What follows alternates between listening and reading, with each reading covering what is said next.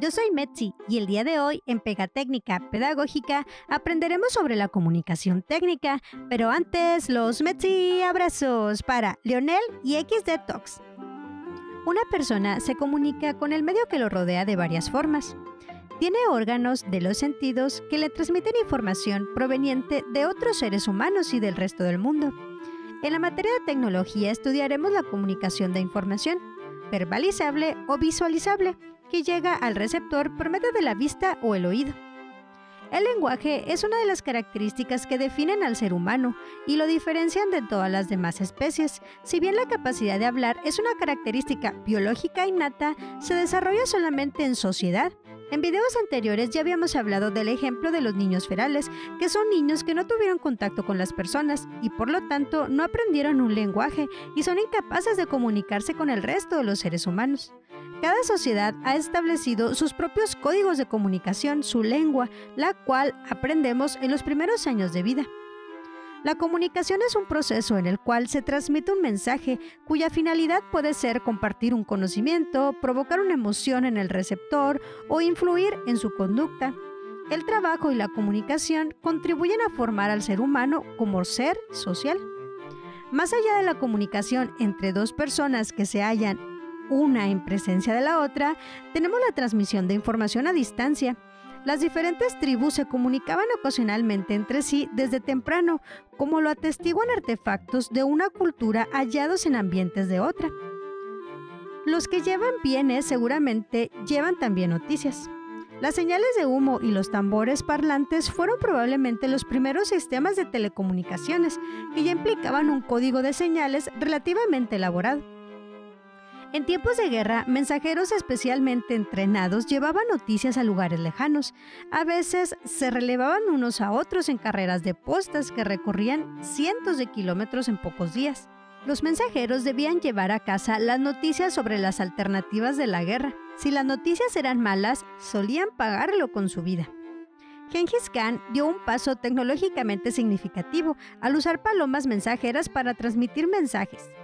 Durante cientos de miles de años, la información poseída por una generación fue transmitida a la siguiente oralmente. Luego, hace unos pocos miles de años, en varias sociedades se inventó la escritura, por medio de la que se podía transmitir información a grandes distancias, a través de mensajeros que no tenían ya por qué conocer el contenido del mensaje que llevaban. Mientras que el aprendizaje del lenguaje hablado era casi espontáneo y no requería de un entrenamiento especial, el de la escritura y la lectura sí requería un esfuerzo destinado a este fin, y su dominio no se generalizó hasta nuestro siglo. Y aún existen pueblos en los que la mayoría no domina este arte. Por ejemplo, en México, de acuerdo al Censo de Población y Vivienda 2020 del INEGI, hay 4.456.431 personas que no saben leer ni escribir, lo que equivale al 4.7% de la población. La comunicación técnica en específico es el proceso de transmisión de información técnica, es decir, aquella que tiene que ver con los procesos de producción, la constitución, funcionalidad y uso de un producto. Hay muchos medios de comunicación técnica, pero los más importantes son el oral, que se utiliza la palabra hablada como medio de comunicación, por ejemplo, cuando un maestro te está explicando una clase. El impreso es cualquier documento plasmado en papel, como manuales, croquis, instructivos, etc. El gestual se trata de un conjunto de gestos, ademanes y expresiones corporales que suelen acompañar al lenguaje oral, por ejemplo, la mímica. El gráfico, que es el conjunto de elementos visuales que se utilizan en la representación técnica, como dibujos, esquemas, fotografías, etc. Y las señales, que son un sistema gráfico de símbolos, es decir, se usan diversos elementos para representar un lenguaje.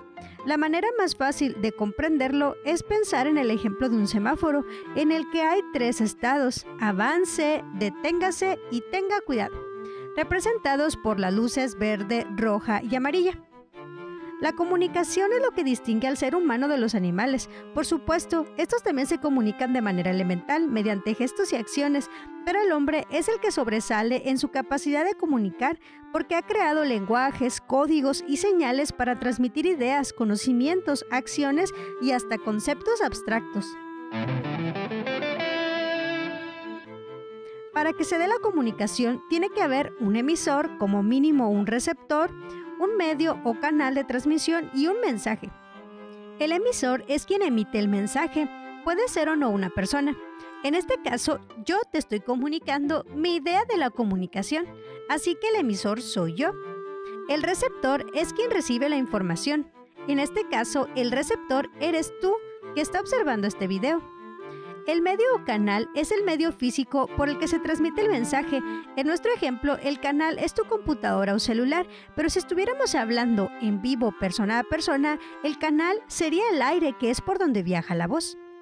El mensaje es lo que se quiere transmitir. En la actualidad, la comunicación se realiza mayormente por medio de sistemas electrónicos, como el teléfono o la computadora. En estos casos, el mensaje viaja por señales eléctricas. La fuente, que es el punto del cual parte la información, envía un mensaje que es convertido en señal eléctrica. A este proceso se le llama codificación. A continuación, debe de haber un decodificador que convierte la señal eléctrica en el mensaje entendible para quien recibe la información llamada destinatario. Durante mucho tiempo, la posibilidad de hacer llegar una determinada información a varios destinatarios a la vez era muy limitada. Si bien se conocían los sellos en el antiguo Egipto y en Mesopotamia, la idea de agrupar muchos sellos móviles para imprimir un texto recién surgió en los siglos VII y VIII en China.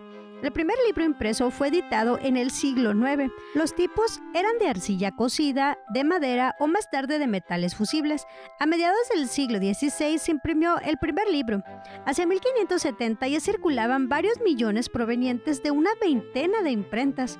En la invención de la imprenta de tipos móviles se reconoce generalmente a Johann Gutenberg.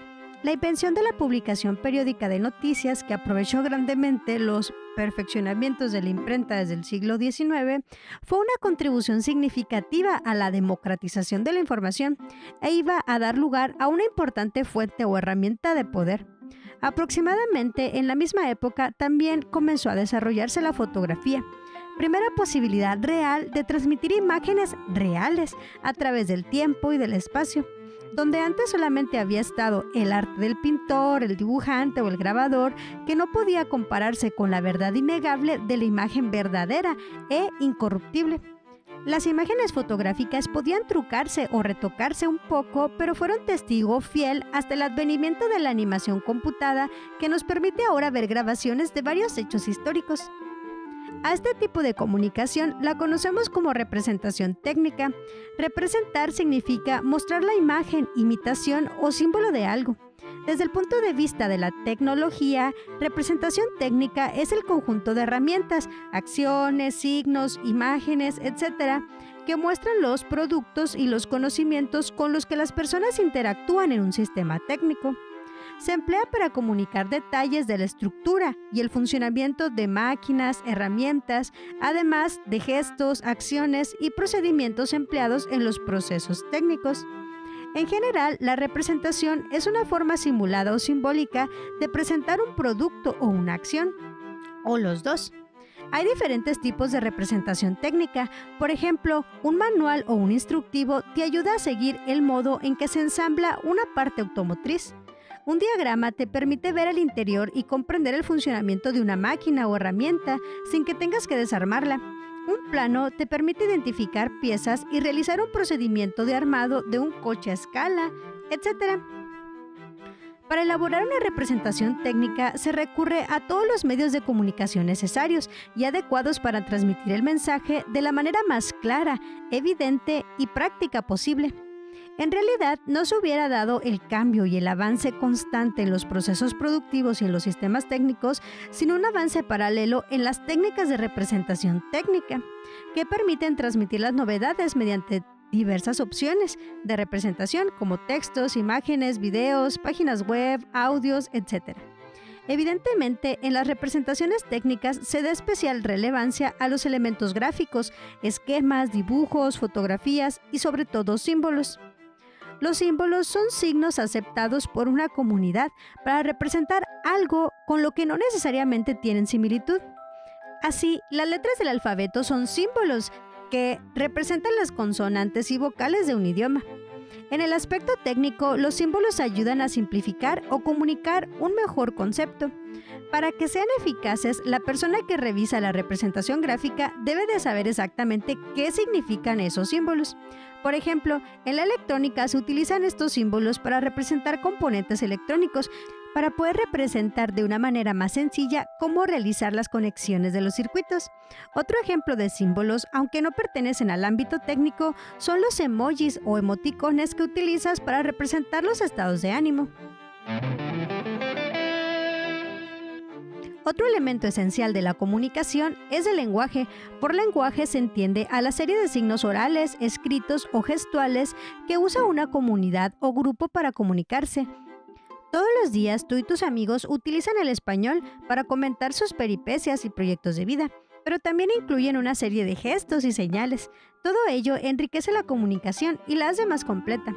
En el ámbito técnico y tecnológico, por otra parte, se suelen emplear distintos tipos de lenguajes técnicos y cada uno de ellos nos proporciona información precisa para llevar a cabo tareas y acciones concretas. También nos indican medidas de seguridad que deben considerarse. El lenguaje técnico responde a un área de conocimiento específica, de oficios y de profesionistas. El significado de sus signos es único y se transmite, además del habla, por medio de planos, diagramas, esquemas y manuales, entre otros.